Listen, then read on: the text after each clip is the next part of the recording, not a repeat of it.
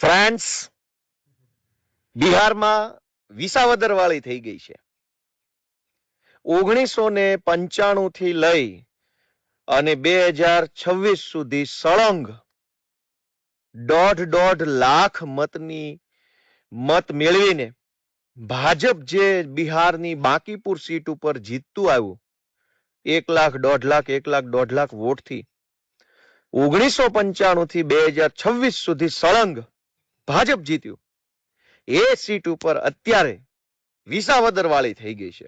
આજે 3 ઓગસ્ટ 2026 નો દિવસ અને એમાં ઓગસ્ટ તો પાછો ક્રાંતિનો મહિનો. ભાજપ વિશ્વની કહેવાતી સૌથી મોટી પાર્ટી, વિશ્વનું કહેવાતું સૌથી મોટું સંગઠન અને ટેન્ડર બેઝ પાર્ટી કહેવાય. પાછી એના બધા જ કાર્યકર્તાઓ ટેન્ડરના નીતિ નિયમો પ્રમાણે કામ કરતા, એકદમ ટેન્ડર બેઝ પાર્ટી. વિશ્વની કહેવાતી સૌથી મોટી ટેન્ડર બેઝ પાર્ટીના રાષ્ટ્રીય અધ્યક્ષ આ બાંકીપુર સીટ ઉપરથી છેલ્લી 4 ટર્મથી એટલે કે 20 વર્ષથી સળંગ ત્યાં ચૂંટણી જીતતા આવ્યા. પછી હમણાં એમને વિશ્વની કહેવાતી સૌથી મોટી ટેન્ડર બેઝ પાર્ટીના રાષ્ટ્રીય અધ્યક્ષ બનાવ્યા. એટલે એમને ધારાસભ્યમાંથી રાજીનામું અપાવી અને સાંસદ સભ્ય રાજ્યસભાના બનાવ્યા. એટલે સીટ ખાલી પડી અને ખાલી પડેલી સીટ ઉપર પેટા ચૂંટણી આવી. આખી કેન્દ્ર સરકાર, આખી રાજ્ય સરકાર, જેમ વિસાવદરમાં માહોલ હતો એમ જ મંત્રી, સંત્રી, તંત્રી, ફંત્રી બધું જ આખી તાકાત બિહારની બાંકીપુર સીટ ઉપર લાગી ગઈ. જેમ વિસાવદરમાં આવ્યા હતા ને બધા મંત્રી, સંત્રી, તંત્રી અવેડે આંટા મારતા હતા, એમ બિહારમાં ગયા અને ભાજપના રાષ્ટ્રીય અધ્યક્ષ જે સીટ ઉપરથી સળંગ 20 વર્ષ ધારાસભ્ય રહ્યા એ સીટ અત્યારે ભાજપ હારી ચૂકી છે. એટલે વિશ્વની કહેવાતી સૌથી મોટી પાર્ટીના રાષ્ટ્રીય અધ્યક્ષના ગઢમાં બિહારની જનતાએ ગાભા કાઢી નાખ્યા છે. એ બદલ દેશવાસીઓને હું શુભેચ્છા પાઠવું છું.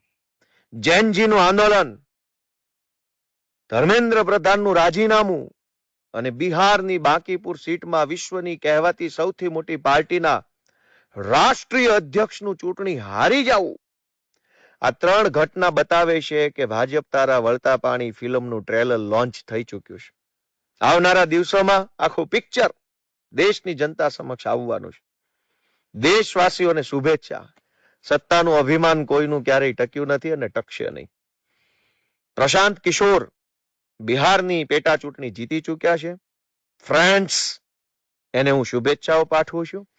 અને જેમ આપણા સૌના આદરણીય મોદીજીએ એના બધા જ અભણ લોકોને કીધું કે ભાઈ વિડીયો બનાવવાનો છે, તો 2 દિવસથી જોઉં છું વાંચીને વિડીયો બનાવે છે. અને પાછો આમ ઇન્સ્ટાગ્રામના ઉભા ફોર્મેટમાં. એટલે મેં પણ હવે પ્રધાનમંત્રી શ્રીનો સંદેશ જે હતો એને મેં જરા ગંભીરતાથી લીધો અને ફ્રેન્ડ્સ આ ઉભો મોબાઈલ મૂકીને સેલ્ફ વિડીયો અમે રેકોર્ડ કર્યો, પણ વાંચીને નહીં, દિલમાંથી બોલીએ, આત્મવિશ્વાસ સાથે બોલીએ ને જે બોલીએ એ સચ્ચાઈ બોલીએ. ભાજપના અનેક મંત્રીઓને ઉપરથી કહેવામાં આવ્યું કે વિડીયો બનાવો, મારા બેટા આમ વિડીયો બનાવે.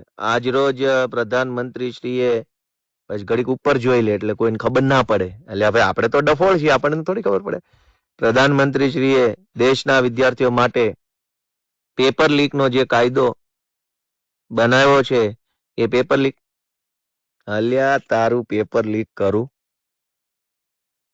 એટલે દોસ્તો, ફ્રેન્ડ્સ, બિહારથી બહુ સારા સમાચાર આવ્યા છે. બધાને શુભેચ્છા પાઠવું છું.